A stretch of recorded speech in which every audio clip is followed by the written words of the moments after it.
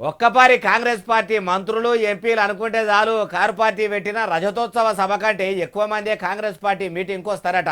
ఉదికు ఏలుబడిలకు వచ్చినాక అమలు చేస్తామన్న ఒక్క పథకం కూడా చక్కగా అమలు చేస్తలేరు.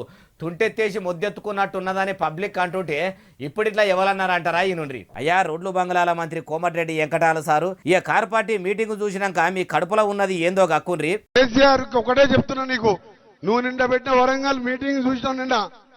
ఈడ మీ అందరం కూర్చున్నాం, నేను ఉత్తమ్ కుమార్ రెడ్డి గారు, రాజగోపాల్ రెడ్డి గారు, రఘువీర, మీ అందరం అనుకుంటే ఇలా సగం దీంతో డబల్ మీటింగ్ పెడతాడట.